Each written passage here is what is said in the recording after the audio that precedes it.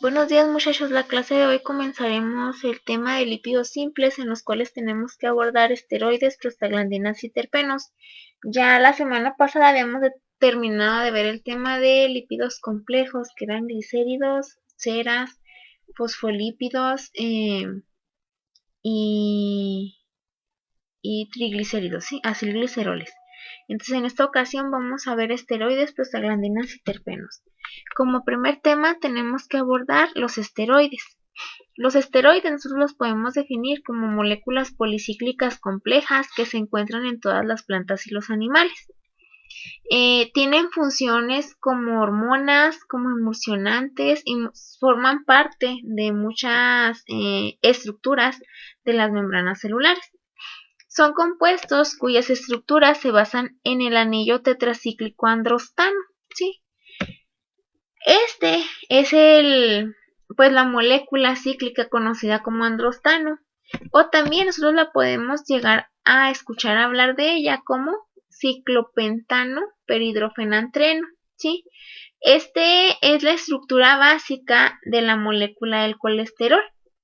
Si nosotros aquí pues hacemos unas pequeñas modificaciones en la molécula del ciclopentano peridrofenantreno, vamos a obtener la molécula del colesterol. Y si se está metabolizando o se están realizando algunos cambios sobre la molécula del colesterol, a partir de esta vamos a obtener diferentes derivados del colesterol, como pueden ser las hormonas esteroideas, ya sea progestágenos, estrogénicos, androgénicos, entre otras, ¿no? Como puede ser la aldosterona o el cortisol. Entonces, a esta molécula que tenemos aquí, que es el ciclopentano peridrofenantreno, también se le conoce comúnmente como androstano. Entonces, aquí sí me interesa pues que tengan muy en cuenta que esta molécula, les digo que comúnmente la conocemos como androstano, la podemos también llegar a encontrar no más comúnmente en los libros, como ciclopentano, per hidrofenantreno. Entonces, esto es importante. Luego, a partir de esta molécula, les digo que es el androstano o ciclopentano peridrofenantreno, vamos a obtener la molécula del colesterol, que es la que vemos aquí en esta imagen. En esta imagen lo que se nos explica es que a partir de derivados del colesterol, de moléculas que son enzimas, ¿no? Que van actuando, pero son enzimas que van actuando sobre esta molécula, entonces podemos obtener diferentes grupos de hormonas, como pueden ser estos progestágenos, que son los que vemos aquí en amarillo, andrógenos, que son los que vemos en azul, estrógenos, que son los que vemos un poquito más como en rosa, y los glucocorticoides, que vemos aquí como en morado. Entonces, ¿en qué se basa la producción de esas hormonas esteroideas? Pues bien, los esteroides, pues como ya lo comentábamos, tienen naturaleza lipídica, ¿sí? Esa naturaleza lipídica pues proviene porque son derivados del colesterol. Este colesterol es importante en los seres vivos. Es muy importante que ustedes tengan en mente y en consideración que no todo el colesterol es malo y no todas las grasas son malas, sino que es como todo. El consumo excesivo de colesterol es malo, el consumo excesivo de grasas es malo, pero de igual manera, el no tener colesterol en la dieta o eliminar las grasas por completo de la dieta también pues es una mala práctica que va a tener efectos nocivos o que perjudican a la fisiología de los organismos vivos, principalmente pues a los mamíferos, ¿no?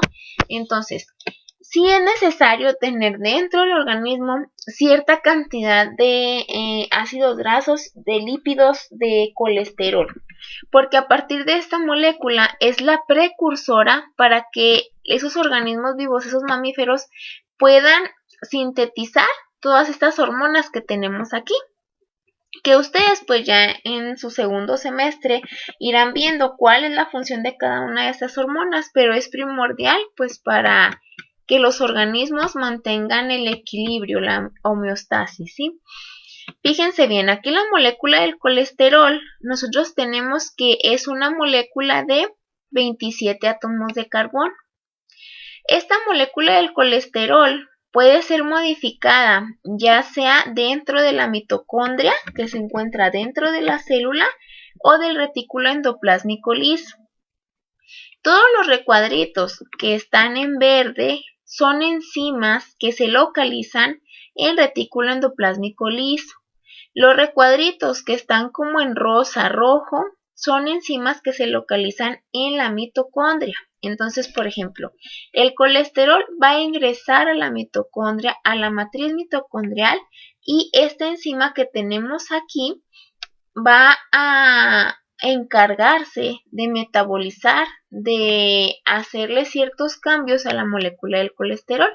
Si la molécula del colesterol originalmente tiene 27 átomos de carbono, una vez que es procesada por esta enzima, va a quedarse únicamente con 21. Si ustedes se fijan aquí, ¿qué fue lo que cambió de esta molécula que es conocida como pregnenolona a la del colesterol? Pues aquí podemos ver que tiene este grupo OH, que tiene estos 4 anillos cíclicos, que son estos 4 de aquí. Y aquí fíjense que lo que sucede es que hay un grupo carbonilo, o bueno, podemos decir que hay un grupo carbonilo, y luego se cortaron, ¿verdad? 6 átomos de carbono que ya no los tiene, ¿sí? Entonces eso es lo que fue ocasionado, o eso fue lo que hizo esta enzima sobre esta molécula. Luego, una vez que tenemos aquí la pregnenolona, sobre ella puede actuar otra enzima que se conoce como 17-alfa hidroxilasa, o bien la 3-beta esteroide deshidrogenasa, que es conocida como 3-beta HSD. Entonces, si sobre pregnenolona actúa la 17-alfa hidroxilasa, va a sufrir otra modificación esta molécula de aquí, se le va a adicionar un grupo OH, y de esa manera vamos a obtener 17-alfa hidroxipregnenolona. Luego, si sobre estas moléculas actúa la 3-beta HSD, vamos a obtener otro tipo de moléculas, como aquí pues puede ser la progesterona, ¿verdad? La progesterona, pues si ustedes han escuchado hablar un poquito de ella, pues decimos que es la hormona de la gestación, porque pues es la hormona que produce la placenta, un cuerpo lúteo, una vez que en el ovario ha ovulado, un folículo se ha producido, pues vamos a decirlo así, ¿no? Un óvulo. Entonces después de esa cicatriz que se queda en ese folículo, pues es un cuerpo lúteo el cual va a estar secretando esa progesterona, ¿sí? Esta progesterona pues va a ser muy importante, pues en otros semestres van a ver cuál es la importancia de esta hormona en el tema de reproducción. Luego, también podemos obtener 17-alfa hidroxiprogesterona. Estas moléculas son susceptibles de ser atacadas o de ser procesadas por la 21-hidroxilasa, que es otra enzima. Esta enzima ayuda, ¿no? O lo que hace es que toma estos sustratos y los va a transformar en deoxicorticosterona y 11-deoxicortisol. Todo esto que vemos aquí como en moradito, todo esto sucede en las glándulas suprarrenales, en riñón, ¿verdad? Bueno, arribita del riñón. Entonces, ¿cómo es que sucede todo esto únicamente en esas glándulas adrenales? Porque en esas glándulas adrenales es donde se van a localizar las enzimas. Si nosotros tuviéramos estas enzimas en alguna otra región del organismo, entonces ahí mismo pues pudieran ser susceptibles de que estos sustratos, estas moléculas, se modificaran gracias a estas enzimas y entonces se produjeran otras nuevas moléculas como serían las que estamos viendo aquí. A partir de esta deoxicorticosterona, la enzima 11-beta hidroxilasa puede atacar esta molécula y convertirla en corticosterona. Luego, la aldosterona sintasa puede actuar sobre ella y entonces de esa manera obtendremos aldosterona, que es una hormona que participa dentro de la función renal de los organismos vivos. Luego, a partir de la 11-deoxicortisol vamos a tener la 11-beta hidroxilasa, en la cual puede actuar sobre esta molécula y entonces va a generar la producción del cortisol, ¿verdad? Que es lo que conocemos como pues la hormona del estrés, ¿no? Entonces, de esta manera pues es como se estarían sintetizando las hormonas que son consideradas glucocorticoides, las hormonas que están englobadas dentro del grupo de los progestágenos. Luego, a estos progestágenos también los pueden atacar otras enzimas que son la 17-20 liasa, por ejemplo, y lo que hace esta hormona es que corta 2 carbonos de estos progestágenos. Si originalmente tenían 21 carbonos, actúa sobre ellos y va a generar moléculas únicamente de 19 átomos de carbono, y entonces vamos a obtener la dehidroepiandrosterona y la androstenediona. Después de esto, estas moléculas son susceptibles, ¿verdad?, de ser atacadas por la 17-beta-HCD, y de esta manera nosotros podemos originar testosterona o androstenediol. Sobre la testosterona puede actuar otra enzima que se conoce como 5-alfa reductasa, y para esa manera pues obtener la testosterona activa o la forma de testosterona activa que se conoce como dihidrotestosterona. Luego, sobre estas moléculas androgénicas puede actuar otra enzima que se conoce como aromatasa. Eso genera que haya cambios sobre estas moléculas para producir los estrógenos, que pueden ser estrona o estradiol. Y esto pues finalmente puede llegar a convertirse hasta estriol. Entonces, es importante la molécula del colesterol porque a partir de ella se pueden llegar a sintetizar todas esas hormonas lipídicas que tenemos aquí. También es importante subrayar el hecho de que las hormonas tienen naturaleza o esteroidea o proteica, es decir, pueden ser lípidos o pueden ser proteínas. Eso les debe de quedar muy claro, porque ya después que vean en sus materias de fisiología, pues qué es lo que hace cada una de estas hormonas, deben tener en mente pues que si es de naturaleza lipídica o si es de naturaleza proteica. ¿Por qué?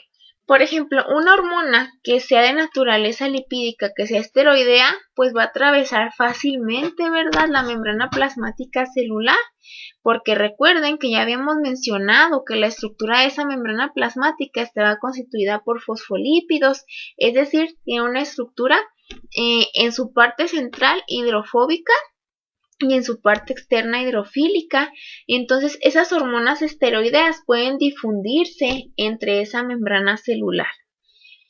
Y pues es importante también que tengan noción que los progestágenos, los andrógenos, los estrógenos y los mineralocorticoides pues son derivados de esa molécula del colesterol, por lo tanto tienen naturaleza lipídica. Luego, ¿qué sucede en el caso de las prostaglandinas? ¿Qué son? Son otro tipo de lípidos simples. Las prostaglandinas nosotros las definimos como derivados de ácidos grasos que son reguladores bioquímicos incluso más potentes que los esteroides.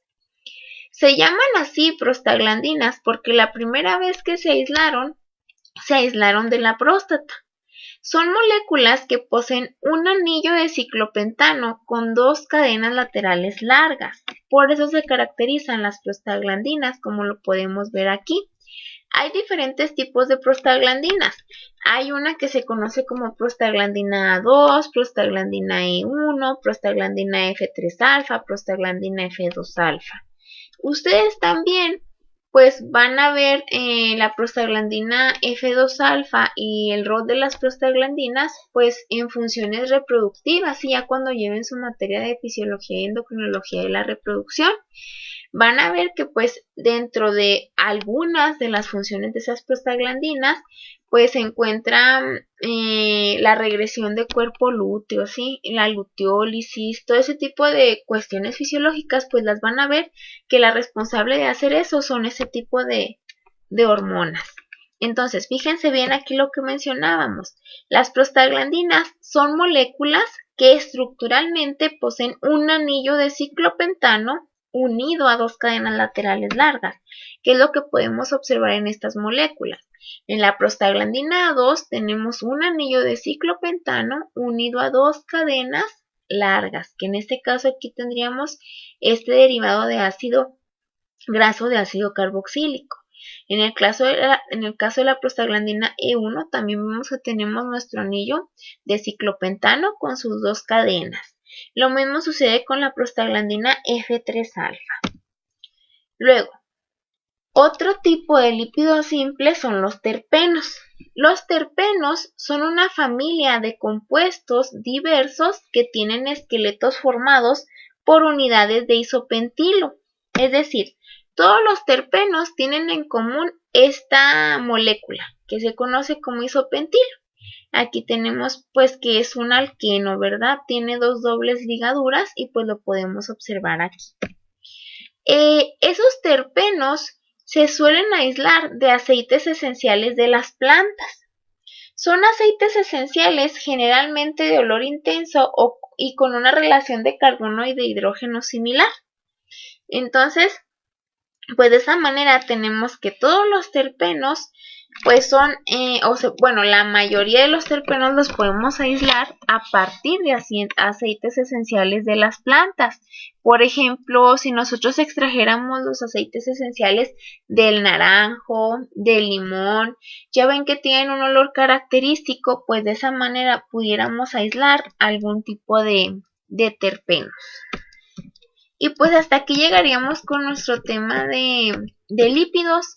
La clase de mañana comenzaríamos con el tema de proteínas. El examen de este último parcial lo vamos a dividir en 2 secciones porque es mucho el material de las 4 biomoléculas que tenemos que ver. Entonces, hemos decidido por academia, en reunión con todos los profesores pues que imparten esta UDA, que la primera parte de este examen, de ese tercer parcial, va a abarcar lo que son carbohidratos, ácidos nucleicos y lípidos, es decir, hasta este tema. Y la siguiente parte, pues veríamos lo que son proteínas y enzimas. Entonces, los temas de proteínas y enzimas nos quedarían para nuestra segunda parte del tercer parcial. Y hasta aquí con estos temas que hemos visto, pues nos quedaría a nosotros pues el material suficiente para tener nuestra primera parte de nuestro primer parcial. El jueves vamos a tener una videollamada porque les voy a encargar una tarea, pero necesito explicárselas bien y que quede todo claro. No quiero que vaya a haber alguna confusión, ¿sí? Entonces, el jueves, para el día miércoles les mando el link para la videollamada, para el jueves ponernos de acuerdo con esas tareas que vamos a tener que realizar para ese tercer parcial. Y como les comento, la primera parte del tercer parcial pues va a estar comprendida por carbohidratos, ácidos nucleicos y lípidos, que es hasta el tema aquí de terpenos lo que tenemos que abordar, ¿sí? Por mi parte esto sería todo, muchachos. Espero que tengan un buen inicio de semana y les agradezco su atención. Hasta mañana.